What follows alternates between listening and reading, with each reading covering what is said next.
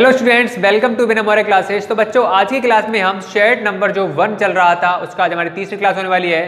कल बच्चों क्या हुआ था, हमारा माइक जो था खराब होने की वजह से कल आपकी क्लास नहीं हो पाई थी, लेकिन अब आपके लिए कोई भी दिक्कत कोई परेशानी नहीं होने वाली है क्योंकि हमने कल ही ऑफलाइन जो माइक था उसे परचेज कर लिया था।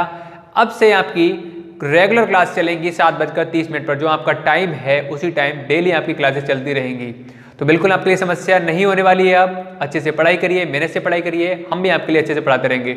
और चैनल पर नए जुड़े हैं तो चैनल को सब्सक्राइब करके बेल आइकन ऑन कर लें, क्योंकि आपकी डेली 7:30 पर इंपॉर्टेंट क्लासेस चल रही हैं।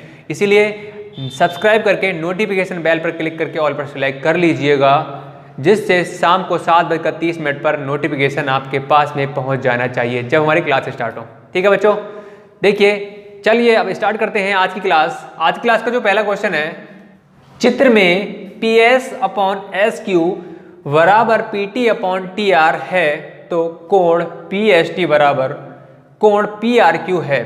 ठीक है, सिद्ध कीजिए कि त्रिभुज PQR एक समद्विबाहु त्रिभुज है। ये बच्चों क्या है, त्रिभुज दे रखा है क्वेश्चन में, कह रहे हैं त्रिभुज PQR क्या एक समद्विबाहु त्रिभुज है। समद्विबाहु त्रिभुज का मतलब ये है कि उसकी सम मीन्स समान, द्विबाहु मीन्स दो भुजाएं। इस त्रिभुज की दो भुजाएं समान है या नहीं, हमें ये प्रूव करके बताना है, सिद्ध करके बताना है। ठीक है, तो यहाँ पर देखिए क्वेश्चन में हमें दिया हुआ क्या है, ये दिया हुआ है PS/SQ बराबर किसके है, PT/TR के। यहाँ पर देखिए PS/SQ, ठीक है, बराबर किसके है, PT/TR के। मतलब जो PS रेशियो SQ है वो किसके बराबर है, PT रेशियो TR के। ठीक है, अब यहाँ पर बच्चों आपके लिए कुछ याद आ रहा होगा किस तरह की कंडीशन यहाँ पर बन रही है। यहाँ पर कंडीशन जो बन रही है वो थेल्स प्रमेय की बन रही है। उसमें भी तो ऐसा ही होता है, PS अनुपात SQ बराबर किसको होता है, PT/TR के होता है, नहीं होता है, इसी तरह की कंडीशन बनती है। अब यहाँ पर अगर इसमें थेल्स प्रमेय लग रही है, थेल्स प्रमेय की कंडीशंस बन रही है, इसका मतलब बच्चों आपके लिए पता होगा कि ये वाली लाइन किसके समांतर होगी, इसके, ये वाली लाइन जो है इसके समांतर होगी। ये आपस में क्या होंगी, समांतर होंगी, होंगी नहीं होंगी। ठीक है, तो सबसे पहले अब हम क्या कर लेते हैं, जो क्वेश्चन में दिया हुआ है उसे लिख लेते हैं, उसके बाद हम आगे सॉल्व करेंगे। तो दिया है, ठीक है, जो क्वेश्चन में दिया हुआ है क्या है, PS/SQ बराबर क्या है, PT/TR है। ये क्वेश्चन में आपको दिया है और एक दे रखा है कि जो कोण PST बराबर किसके है, कोण PRQ के। इसका नाम दे दो समीकरण नंबर 1, इसका आगे काम आने वाला है। ठीक है, अब देखो इसमें थेल्स प्रमेय जब लग रही है, इसका मतलब ये वाली जो रेखा है, ये वाली जो रेखा है आपस में क्या होंगी, समांतर होंगी। ठीक है, तो यहां पर लिख लो थेल्स प्रमेय, थेल्स प्रमेय के विलोम से। ठीक है, थेल्स प्रमेय के विलोम से यहां पर क्या हो जाएगा, QR जो है किसके समांतर होगी, ST के हो जाएगी। बच्चों क्लियर हो गया। अब बच्चों एक बात बताओ, आपने पढ़ा होगा कि कोई भी अगर दो समांतर रेखाएं हैं, ठीक है, उसके लिए कोई भी तिर्यक रेखा आकर कट कर दे तो ये वाला कोण इसके समांतर बराबर होता है, संगत कोण है ये वाला कोण किसके बराबर, इसके बराबर हो जाएगा। ठीक है, आपने पढ़ा होगा। इसी तरह से आप देखिए ये वाली रेखा और ये वाली रेखा, इसके लिए एक तरह के क्या है, ये कट कर रही है वाली लाइन आके, तो ये वाला कोण क्या हो जाएगा, बराबर नहीं होगा क्या, बिल्कुल हो जाएगा भाई, होगा या नहीं होगा। तो इसी तरह से यहां पर हम लिख लेंगे कोण PST। ठीक है, किसके बराबर हो जाएगा, कोण PST जो बराबर किसके हो जाएगा, कोण PQR के, बिल्कुल हो जाएगा भी बराबर। ठीक है, समझ में आई, क्योंकि क्या है, ये संगत कोण है, इसीलिए ये हमें बराबर हो गया यहाँ पर। अब देखो इसका नाम दे दो समीकरण नंबर 2, इसका नाम 2 दे दो। ठीक है, अब देखो बच्चों यहाँ पर PST किसके बराबर है, कोण PRQ के, मतलब ये जो है इसके भी बराबर है और ये जो है इसके भी बराबर है। जो कोण PST है इसके भी बराबर है और कोण PST है इसके भी बराबर है, मतलब ये इसके भी बराबर है और ये इसके भी बराबर है। मतलब ये दोनों आपस में क्या हो जाएंगे, बराबर नहीं हो जाएंगे, बिल्कुल हो जाएंगे, क्योंकि ये इसके बराबर है, ये भी इसके बराबर है, तो ये आपस में बराबर होंगे, हो जाएंगे। तो यहां से हम लिख लेंगे समीकरण 1 व 2 से, ठीक है। तो ये बराबर है, तो यहां से कोण पी आर क्यू बराबर किसके हो जाएगा, कोण पी क्यू आर के हो जाएगा भाई। देखो कोण पी आर क्यू जो है, कोण पी आर क्यू जो है, ठीक है, ये वाला कोण किसके बराबर है, कोण पी क्यू आर के, कोण पी क्यू आर के। अब सुनो भाई, ये वाला कोण और ये वाला कोण क्या है, बराबर हो गए।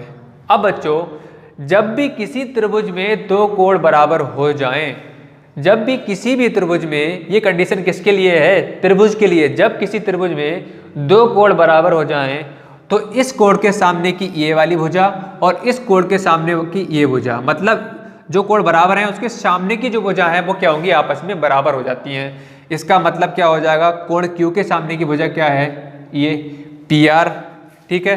तो यहाँ पर क्या हो जाएगा, पी आर बराबर किसके हो जाएगा, कोण जो आर है उसके सामने की भुजा क्या है, पी क्यू। अब देख लो, देखो पी आर और पी और क्यू क्या हो गई, बराबर हो गई, नहीं हो गई। तो वही हमें सिद्ध करना था कि त्रिभुज पी क्यू आर एक समद्विबाहु त्रिभुज है। ये वाला जो त्रिभुज था बच्चों, देखिए ये वाला जो त्रिभुज था, हमें इसमें प्रूफ करना था, सिद्ध करके बताना था कि एक समद्विबाहु त्रिभुज है। और मैंने बताया था समद्विबाहु का मतलब क्या होता है, जिसमें क्या हो, सम मीन्स समान और द्विबाहु मीन्स दो भुजाएं, जिसमें दो भुजाएं समान हो तो वो क्या हो कहलाएगा, समद्विबाहु त्रिभुज कहलाएगा। और हमने यहाँ पर प्रूव कर लिया कि पी आर जो है पी क्यू के बराबर आ गया, मतलब ये वाली साइड इस साइड के बराबर है, दो भुजाएं समान आ गई। तो अब हम लिख सकते हैं, यहाँ से लिख लो, त्रिभुज पी क्यू आर एक समद्विबाहु त्रिभुज है, समद्विबाहु त्रिभुज है, ठीक है। और ये आपका क्या हो गया, प्रूव हो गया, प्रूव्ड। समझ में आया अभी सभी के लिए, ठीक है। तो उम्मीद करते हैं ये वाला जो क्वेश्चन है समझ में आ गया होगा। इंपॉर्टेंट क्वेश्चन है, अच्छे से समझ लो, इस क्वेश्चन को पढ़ लो, हो सकता है इस बार देखने के लिए आपके लिए मिल जाए, ठीक है बच्चों। चलिए भाई नेक्स्ट क्वेश्चन की तरफ बढ़ते हैं। क्वेश्चन नंबर 4 का यदि cos a बराबर ये दे रखा है तो sin 2a का मान ज्ञात करना है। cos a की वैल्यू बच्चों दे रखी है तो हमें sin 2a का मान बताना है, कैसे क्या होगा। तो यहां पर देखो कैसे करेंगे हम, cos a दे रखा है √3/2। अब हमें कुछ नहीं करना भाई, cos a को ऐसा ही लिख दो। अब ये चीज देखेंगे कि √ जो 3/2 है वो बच्चों किसकी वैल्यू होती है, cos में, ये हमें देखना है। तो यहाँ पर √3/2 cos में cos 30 की वैल्यू होती है, तो यहाँ पर हम cos 30 लिख देंगे। देखो हमने लिख दिया, cos 30 की वैल्यू कितनी होती है, इतनी होती है, क्योंकि ये बराबर होते हैं इसलिए हमने इसकी जगह पर इसे लिख दिया, ठीक। अब कुछ मत करो, cos इधर है, cos इधर है, कैंसिल कर दो। तो यहाँ से a जो है वो कितना आ जाएगा, 30 डिग्री आ जाएगा। अब जैसे ही हमें a की वैल्यू मिल गई तो इसका बहुत आसान है निकालना। देखो sin 2a इसका निकालना है हमें। अब देखो साइन है उसके लिए ऐसा ही लिख दो और 2 इसका, और a की वैल्यू कितनी है, 30। तो यहाँ से देख लो कितना आ जाएगा, sin 60 आ जाएगा। और sin 60 की वैल्यू बच्चों कितनी होती है, √3/2 होती है। कितना आसान था भाई क्वेश्चन, कुछ नहीं किया, cos a वैल्यू दे रखी थी और आपके लिए पता है cos में √3/2 किसकी वैल्यू होती है, आपके लिए पता है कि cos 30 की होती है। इधर भी cos हो गया, इधर भी cos हो गया, cos से cos कैंसिल हो गया और यहाँ से a जो है वो कितना आ गया, 30 डिग्री निकल कर आ गया, ठीक है। अब जैसे ही हमें a की वैल्यू मिल गई तो sin 2a की वैल्यू जो है आसानी से हम निकाल सकते हैं। आपके लिए पता है sin 2a बराबर sin और 2 इस क्वेश्चन का, और a कितना है अभी हमें निकाला 30 डिग्री, यहाँ पर पुट कर दिया हमने तो sin 60 आ गया। और sin 60 की अगर आपके लिए वैल्यू पता है तो आप आसानी से निकाल दोगे, तो ये आपका क्या हो जाएगा बच्चों, आंसर हो जाएगा, ठीक है। चलिए अब नेक्स्ट क्वेश्चन देखिए, क्वेश्चन नंबर 4 का खा, दर्शाइए कि 3√2 एक अपरिमेय संख्या है। इस क्वेश्चन को हमें सिद्ध करके बताना है कि जो ये संख्या दे रखी है ये क्या एक अपरिमेय संख्या है, ये हमें प्रूव करना है। तो बच्चों इस तरह का क्वेश्चन सेट नंबर जो 2 किया था हमने, सेट नंबर 2 2021 HL करके सेट जो था उसमें हमने √5 एक अपरिमेय संख्या ये प्रूव किया था। और हर सेट में इस तरह का एक क्वेश्चन आपके लिए मिल जाएगा। क्यों मिल जाएगा? क्योंकि इंपॉर्टेंट क्वेश्चन है, हर साल इस तरह का क्वेश्चन पूछा जाता है। तो इसीलिए इस क्वेश्चन को, ऐसे क्वेश्चन जो है यहाँ पर जो भी संख्या दे रखी हो उसके लिए अच्छे से कर लीजिए, सभी को लगा लो अच्छे से, क्योंकि मोस्ट इंपॉर्टेंट क्वेश्चन है, हर साल एक क्वेश्चन पूछा जाता है 4 या 6 नंबर में। ठीक है, तो इस क्वेश्चन को अच्छे से समझ लो। देखो, तो हमने क्या किया था, यहाँ पर √5 जो संख्या दे रखी थी उसके लिए अपरिमेय संख्या न मानकर हमने परिमेय संख्या मानकर सॉल्व किया था, तो वही यहाँ पर हम करेंगे। तो यहाँ पर मान लेते हैं, माना 3√2 एक परिमेय संख्या है।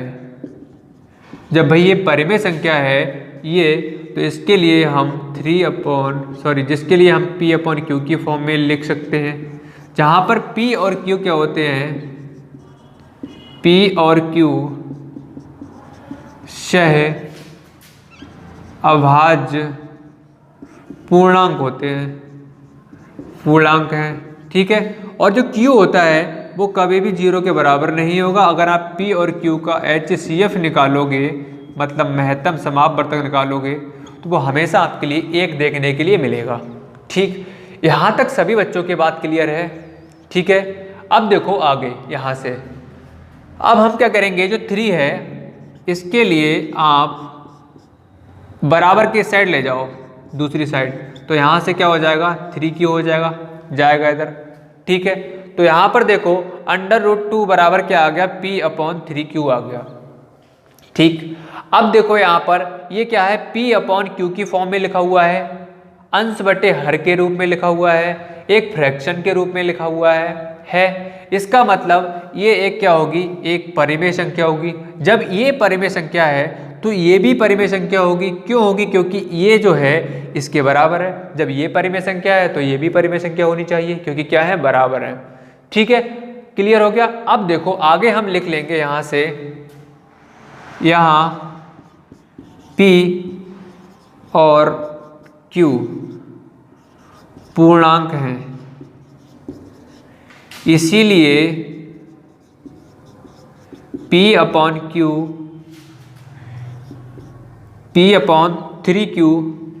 एक परिमेय संख्या होगी। इसीलिए √2 भी एक परिमेय संख्या होगी, क्योंकि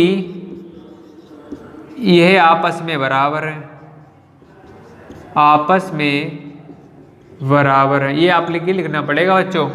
ठीक है, ये क्या है, आपस में बराबर है तो परिमेय संख्या होनी चाहिए। लेकिन बच्चों हमने क्या किया था, इस तरह की संख्याओं के लिए हमने प्रूव कर चुके हैं, √2 दे रखा हो, √3 दे रखा हो, √5 दे रखा हो, √7 दे रखा हो, उनके लिए हमने सिद्ध कर चुके हैं कि वो क्या होती हैं, अपरिमेय संख्याएं होती हैं। लेकिन इसके अकॉर्डिंग अगर देखा जाए तो यहाँ पर क्या आ रहा है, एक परिमेय संख्या निकल कर आ रही है। ठीक है, तो यहाँ पर अब हम लिख लेंगे, लेकिन हम सिद्ध कर चुके हैं √2, √3, √5, √7 जैसी सभी संख्याएं अपरिमेय संख्याएं होती हैं। ठीक है, ये आप सब हम प्रूव कर चुके हैं। इसीलिए क्या है, एक ये परिमेय संख्या न होकर क्या होगी, एक अपरिमेय संख्या होगी। ये ऐसे हमने प्रूव किया है। ठीक है, तो क्या होगी, एक अपरिमेय संख्या होगी। तो इसीलिए यहाँ पर हम लिख देंगे, अतः हमारे द्वारा दिया गया कथन गलत सिद्ध होता है। हमने जो कथन दिया था, हमने माना था कि 3√2 क्या एक परिमेय संख्या है, वो हमने गलत मान लिया था। ठीक है, तो गलत मान लिया, हमने लिख दिया, अतः हमारे द्वारा दिया गया कथन गलत सिद्ध होता है। इसीलिए अतः सिद्ध होता है, इसीलिए क्या लिख लो, इसीलिए अतः जो 3√2 है तो एक परिमेय संख्या होगी, अपरिमेय संख्या होगी। बस आपके लिए इतना लिखना है, आपके नंबर पूरे आ जाएंगे। ठीक है, तो उम्मीद करते हैं जो ये क्वेश्चन है, इस तरह के जितने भी क्वेश्चन हैं जो आपके लिए बोर्ड पर सामने दिख रहा है, अच्छे से आप कर लेंगे, पढ़ लेंगे। बिलीव करिए इस तरह का एक क्वेश्चन पूछा जाएगा। अगर आप तैयार कर नहीं गए तो आप पछताओगे एग्जाम में, कहोगे सर ने सही कहा था, इस तैयार करके आते। तो हर साल ये क्वेश्चन पूछा जाता है। ये नहीं यहाँ पर संख्या चेंज कर देगा, बाकी एज इट इज यहाँ पर रखा हुआ होगा। ठीक है, संख्या चेंज कर देगा बस वो, बाकी यहाँ पर एज इट इज रखा हुआ इसी लैंग्वेज में। तो आपके लिए अच्छे से पढ़ के जाना है इस क्वेश्चन को। जितने भी क्वेश्चन कराए जा रहे हैं सभी इंपॉर्टेंट है, लेकिन ये ज़्यादा ही कुछ इंपॉर्टेंट है, मोस्ट इंपॉर्टेंट है। ठीक है, तो जितने भी क्वेश्चन हम करा रहे हैं अनसॉल्व के सभी को पढ़ लिया अगर आपने, तो आपके 100% मार्क्स लाने से कोई भी नहीं रोक सकता। ठीक है, तो इसीलिए हमारी क्लास को लगातार आप ज्वाइन करिए। शाम को 7:30 पर सब कुछ छोड़कर क्लास के सामने आ जाइए, और ज़्यादा बड़ी क्लास नहीं होती है, उसको ज्वाइन करिए। रेगुलर क्लास अटेंड कीजिएगा और आपके मार्क्स जो हैं उसमें फ़र्क देखने के लिए मिल जाएगा। अच्छे नंबर से आप पास होंगे तो आपके लिए भी अच्छा लगेगा, आपके घर वालों के लिए अच्छा लगेगा। ठीक है, तो ये आपके लिए करना है, प्रैक्टिस करनी है, जो कराया जा रहा है सब कुछ आपके लिए इस तरह से करना है। ठीक, और अगर आप अभी तक आपके लिए अगर चैनल सब्सक्राइब नहीं किया है तो सब्सक्राइब जरूर कर लें। अगर आपके लिए पढ़ाया हुआ समझ में आया हो तो वीडियो को लाइक करें, कमेंट करके बताएं कैसा लगा आज की क्लास आपके लिए। तो बच्चों आज की क्लास में इतना ही, मिलते हैं नई क्लास में साथ में, तब तक के लिए bye bye and take care.